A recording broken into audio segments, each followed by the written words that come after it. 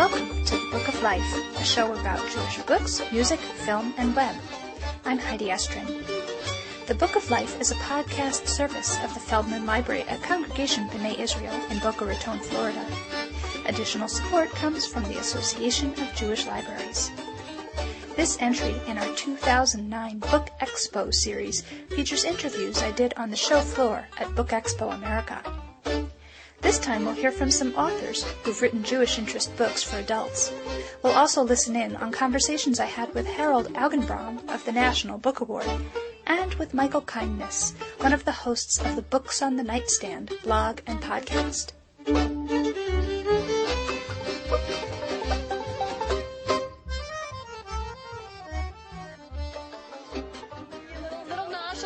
A little stretch. So tell me about Yiddish yoga.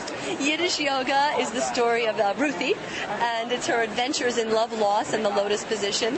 She's a widow, and her granddaughter Stephanie gets her a year of yoga, and she says, what am I going to do? And she has a dream, Miami Beach meets Calcutta, and she loifs to the yoga class, and she says, I haven't loifed so fast since I went to Loman's 50% red tag sale. And the book continues from there, where she braids like a challah bread, the ancient yoga tradition with the Jewish, her own native Jewish tradition. So it's really an act of translation. She's translating the yoga, alien sort of foreign yoga terms like Shavasana, Virabhadrasana into, Jewish terms like mitzvah, do no harm, ahimsa. So the book comes with a glossary of Sanskrit and Yiddish, and it's Ruthie's fun adventures. And what gave you the idea to combine these elements? Right. Well, I say to people the short answer is I'm Jewish and I'm flexible. But the longer answer is I'm a first-generation Jewish woman from Long Island. My father was from Vienna, my mother from Israel. So I grew up in a trilingual household speaking Hebrew and German and in English. And Yiddish is a marriage between Hebrew and German. And then I'm a yoga teacher. And plus I have a doctorate in comparative religions from the University of Chicago. So I think all the stars lined up, and Ruthie just sort of really popped out of my conscious or my subconscious. Yeah. Great. Tell me about the artwork in the book. Yeah, we're so happy to have Art Glazer doing the artwork for Yiddish yoga. And the cover will probably be Ruthie in the lotus position with her legs crossed, thinking of a pastrami sandwich. And other positions will have actual illustrations of her in yoga poses, with her legs in halasana, in plow pose, oying her way, schwitzing her way through seated chair pose, uktasana, and that kind of thing. So it's really fun. She wears her blue and white Adidas sweatshirt outfit, for Israel, because she doesn't want this to be a cult. So the artwork is going to be beautiful. And are you hoping that people will read the book and see the sample poses and actually try yoga because of reading it? Absolutely. It's listed as self-help book, a Judaism humor book. So I hope that they find, be careful to do it at home. Go to a qualified yoga teacher. Be careful. But you can definitely learn the basics. And more than that, it gives you the sense of possibility. She's 72. Go out, take a yoga class, practice at home, laugh, laugh, laugh. Okay, and so tell me the title and your name. You're the author. I'm the author, Lisa Grunberger, and the book is Yiddish Yoga, Ruthie's Adventures in Love, Loss, and the Lotus Position. New Market Press. And when is it available? It's available August at all bookstores near you. Okay, great. Thank you so much. Thank you. Go ahead. Ready? Yep. My name is Harold Augenbraum. I'm Executive Director of the National Book Foundation. We present the National Book Awards. To talk about the Jewish connection and the Jewish authors who have won the National Book Award, it begins fairly early on with the adventures of Augie March, Saul Bellow. Saul Bellow is the only American writer, it's all American writers, Jewish American writer who has won the National Book Award 3 times. Others have won it twice. For example, Isaac Bashevis Singer, you want to consider him a Jewish American writer. He's also very interesting because generally translated books are not eligible for the National Book Award now. But Singer, in those days, I guess it was available because Singer's books were translated. I'm not sure they even realized it. I have to do my research that it was really translated, that it was translated from Yiddish because they were only published in America. Malamud won it, Susan Sontag won it. So there's sort of been a great showing of Jewish writers in the National Book Awards over the last 60 years. There's often been a lot of Jewish content in these books. Right. I actually interviewed for the podcast Judy Blundell because there's a strong Jewish elements within what I saw in How I Lie. Is Judy Jewish? No, she's not. Yeah. But the book had interesting themes in it that were relevant for that. I'm trying to think some of the other ones that have. I might have to look at my notes if you don't mind. Because they don't usually break it down by religion. No, of course. We've got Malmo. Oh, Philip Roth, of course. Philip Roth has won twice. He's another dual winner. The Goodbye Columbus, which was his first book, which if you don't consider that Jewish American content, I don't know what would be. Right. Malamud won twice. Jerzy Kosinski. When you're talking about the novel in particular in the post-war period, I don't think you could really talk about the novel or the National Book Awards without significant Jewish and Jewish American presence, and just they sort of go together. It's been an important presence. It's one of the next steps from the immigrant novel in the pre-war period to the immigrant novel afterwards. We remember Morris Dickstein's recent Lions in the Temple. Lions in the Temple? I think that's what it was called. Whatever his book was about the growth of ethnic fiction, particularly Jewish fiction, was published a couple of years ago. Leopards in the Temple. I knew it had some sort of large feel on it. It was simply about that, and about how important Jewish fiction was in the post-war period, beginning with people like Saul Bellow, and how it changed American fiction. But I think it's reflected in the National Book Awards. Excellent. And then you said this is the 60th anniversary? It's the 60th year, and we're going to be doing a public vote in the fall to choose the best of the National Book Awards fiction. We're going to be cutting it down to a short list of 6 during the summer, and then starting September we're going to be opening up a public vote online for 3 to 4 weeks. So that's to vote for the best ever from everything that's ever won, or just for the new crop of... Just the winners. So the winners from the past 60 years. Yeah. Okay. And there are 77 books because we had multiple categories in the late 70s and early 80s. So it'll be narrowed down to 6 by writers, and then the 6 will go for a public vote online. Cool. And anybody can vote. And their email address will be entered into a sweepstakes for 2 tickets to the National Book Awards, 2 nights in a hotel in New York. Okay. Tell us your website. www.nationalbook.org or www.nationalbookawards.org. Both work. Okay. Excellent. Thank you very much. Good to see you. Okay, fabulous. My name is Irina Rain, and my novel, it's my first novel, it's called What Happened to Anna Kay. And essentially it's Anna Karenina, but set in Queens, in a community of Russian Jewish immigrants. So in my book, Anna Kay becomes a Russian Jewish immigrant on the wrong side of 35. And of course her community is expecting her to get married and find a husband, which she does with an older member of her community, a Russian Jewish community, Alexandra Kay. And then so it follows her journey, just like the original Tolstoy's book, and also follows a Bukharian Jewish immigrant, Lev Gavrilov. And I was really interested in writing about the Bukharian Jewish community, which is a community that I think not a lot of American Jews know about. And this is a community that has emigrated here from the former Soviet republics like Uzbekistan, Tajikistan. So these are Jews that have lived alongside Muslims, but also under the Soviet regime. So they've had a very specific, unique set of circumstances. And so the community here is a very sort of closed, very patriarchal, very traditional community. And so through the point of view of Lev, I was interested in exploring these questions of, how do we go about preserving our traditions? How far do we go to assimilate, and how far do we preserve? And I think it's this collision between our traditions and the tugs of modern life that is sort of at the heart of the book. So, so on one level, of course, Tolstoy is the opposite of Jewish, obviously, and that's why I was so interested in taking that story and looking at how those themes, what does it mean to be a woman? What does it mean to have a responsibility to a community and then step outside of those boundaries? Can you ever return? How much of a break are you allowed? What are the consequences of a break?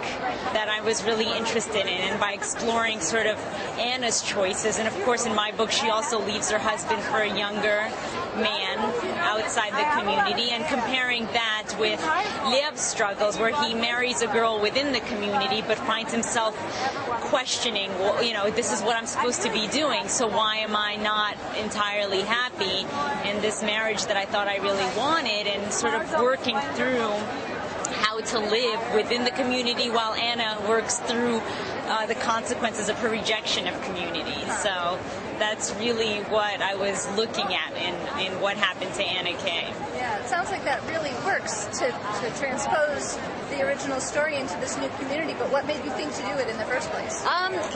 The funny thing is I didn't originally come up with this idea that way, or else I don't think it would have worked. For me, it was its own book, and I was working on these two intersecting stories of an Anna and a Liev that had different names, and I was really under the influence of Anna Karenina because I had just taken this 3-month course in graduate school where I was reading that book alone for 3 months. So it was really in the back of my mind, and so it happened really organically. So it wasn't something I set out to do, but as I was writing these two stories, I was thinking of Anna Karenina in my head and thinking like, oh, there's some relevance here, and I can kind of work in those themes and, take a look at how it seems so incongruous, but, yet somehow in my mind, those two questions were, sort of together. I'm a Russian Jewish immigrant myself, and I also grew up in the community that I write about, which is in Rego Park, Queens. It's a neighborhood that's very heavily populated by Russian Jewish and Bulgarian Jewish immigrants, and so it felt very close to me. I couldn't imagine just taking the Tolstoy book and sort of transposing it scene by scene. That was not interesting at all to me. I had my own story to tell, and with Tolstoy back in my mind, I thought, maybe the two can somehow inform one another in interesting ways. So it actually wound up being a very Jewish book, something that Tolstoy's is decidedly not. I love that it happened that way, because when you first told me, I thought, okay, well, it's a cute gimmick, right. But it's not a gimmick. It's not.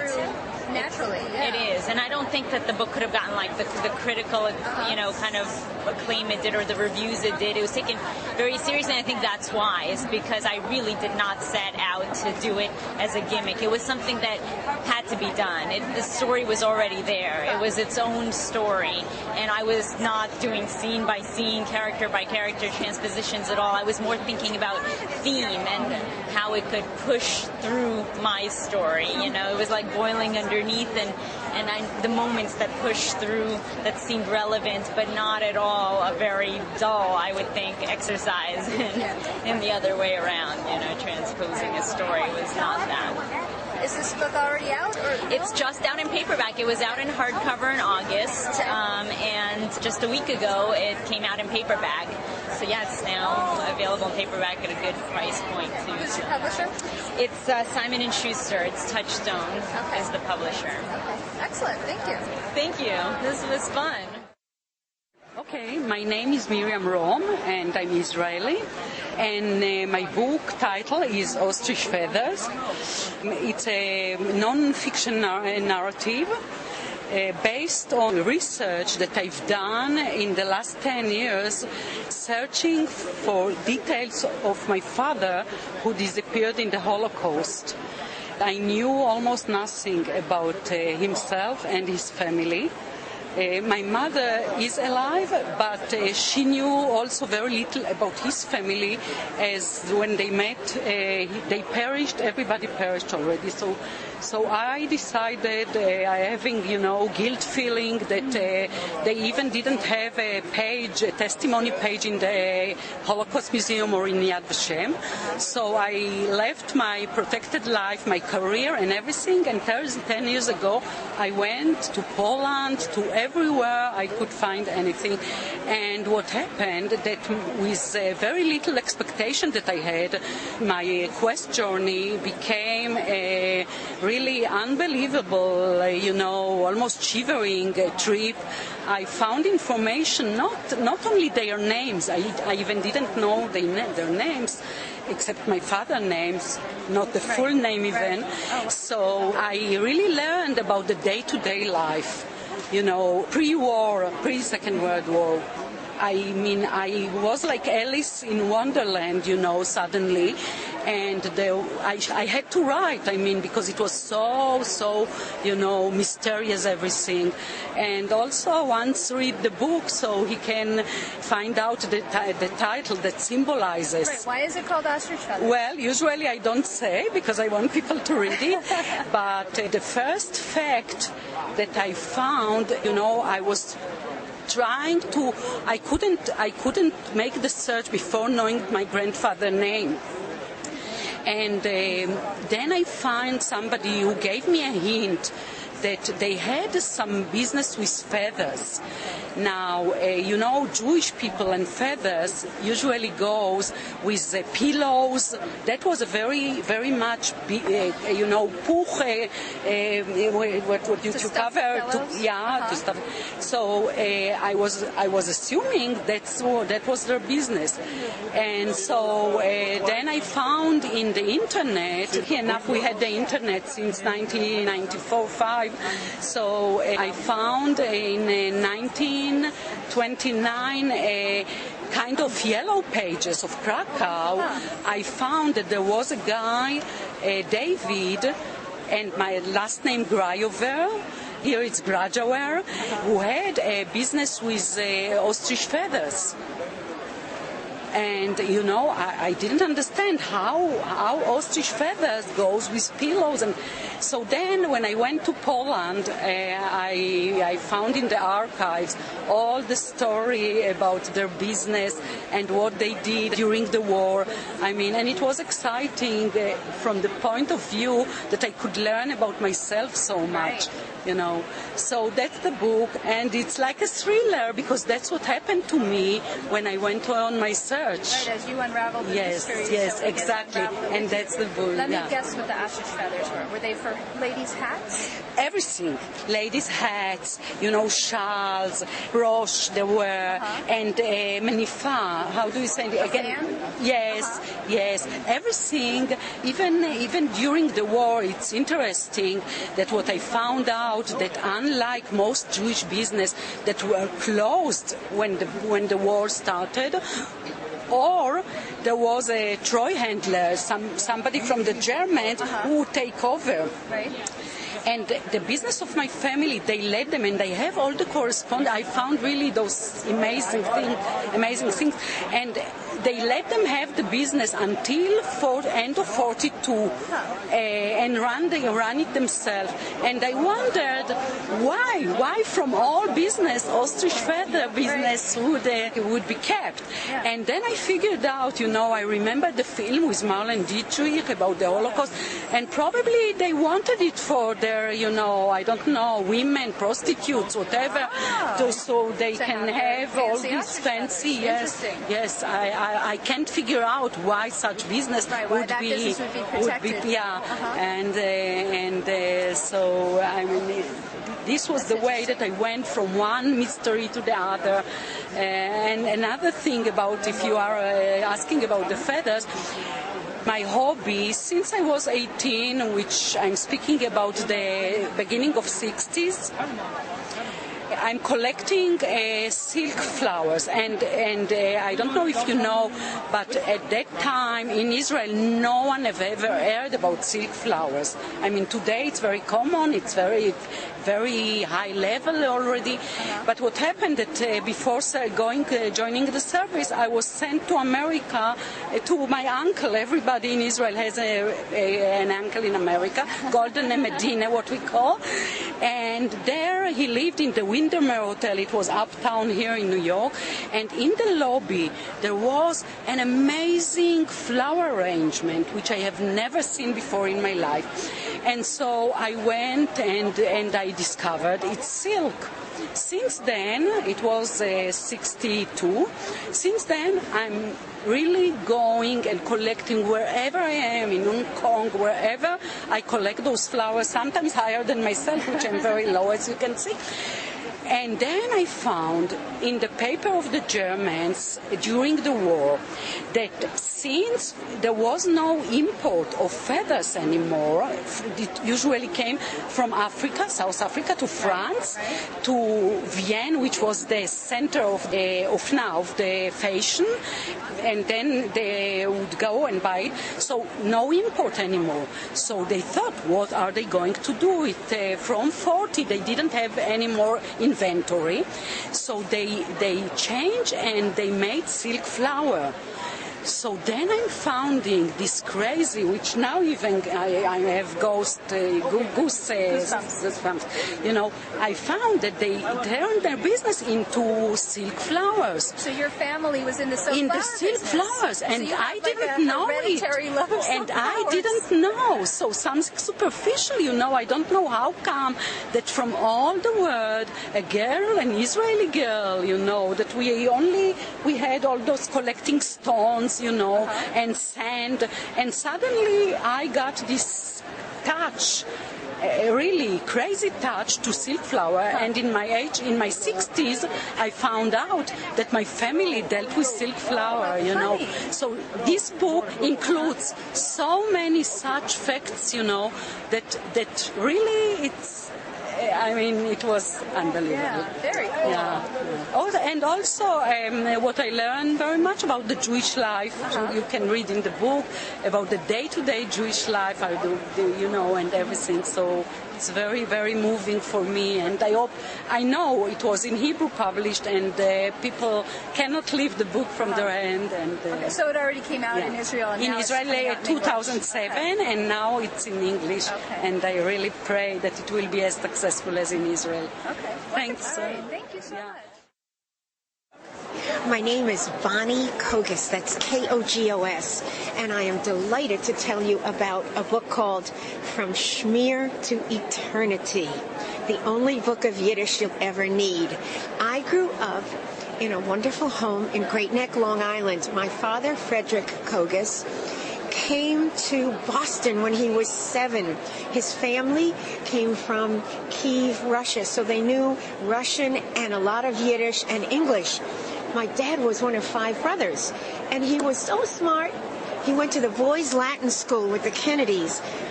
Fred Kogos has been deceased now for 30 years, but I swear he still speaks to me in Yiddish, because 2 years ago, Kensington Press called me and said, Bonnie, the 4 books that your father did on Yiddish, we would like to put them together and create the title From Shmir to Eternity. And I said, oh, that would be so wonderful. My father is thanking you right now from heaven.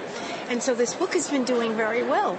So my dad went to boys' Latin school, and then he attended Harvard, and he graduated in 1929. He was a piano player, and he played with Eddie Duchin.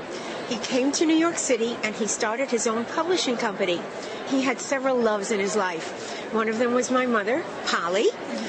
The others were my sister and myself, and the Yiddish language. And when he sold the publishing company, he devoted himself to writing these books called Instant Yiddish was one, 1,001 Yiddish Proverbs, which is another. Another was the American English Dictionary of Slang. And these books have found their way around the world. And I'm happy to be talking to you today.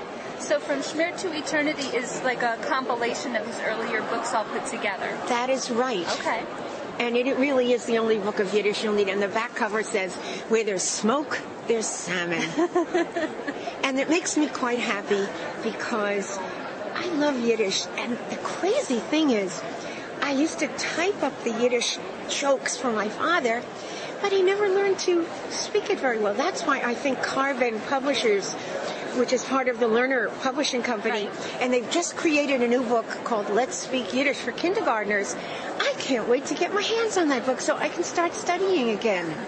Right, so when you read your father's books, these books are not in Yiddish, right? These are they're English language books to teach you about Yiddish and that use Yiddish vocabulary written out got it in exactly. English letters. Yeah. Like reading The Joy of Yiddish. Yes. That sort of thing. Yes, okay. They were friends, by the way, Leo and my father. With Leo Rossi. Yes. Cool.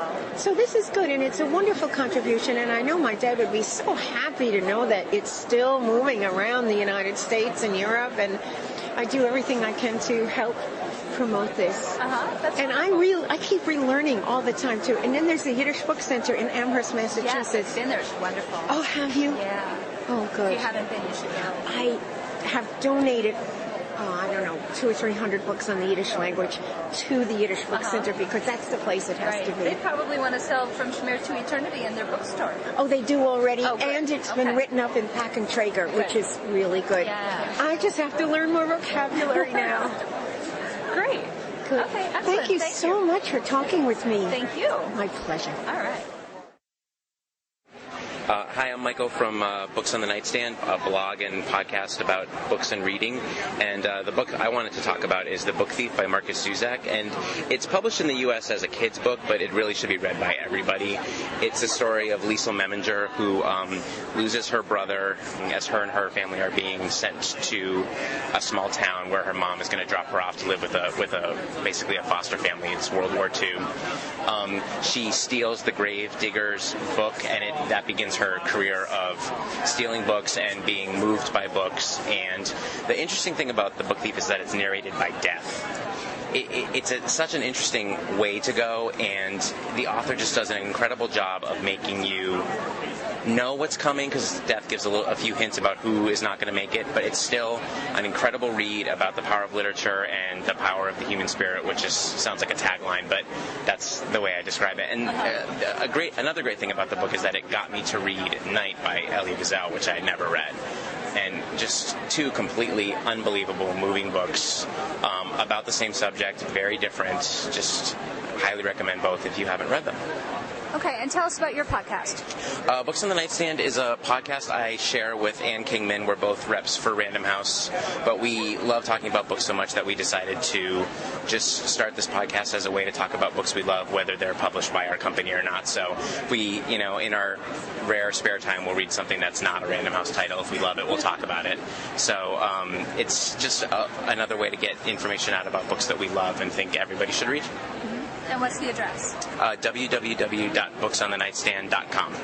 And you can find us on iTunes as well, and you can listen to the podcast right on the site on booksonthenightstand.com as well. Cool, thank you. Thank you.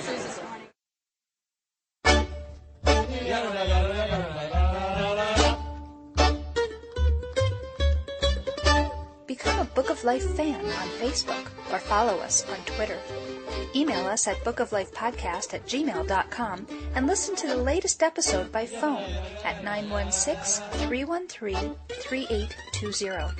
And of course, find links to everything at bookoflifepodcast.com. The Book of Life is a podcast service of Congregation B'nai Israel of Boca Raton, Florida at cbiboca.org and is supported in part by the Association of Jewish Libraries online at jewishlibraries.org. The background music is provided by the Freilach Makers Klezmer String Band at freilachmakers.com. Thanks for listening and happy reading.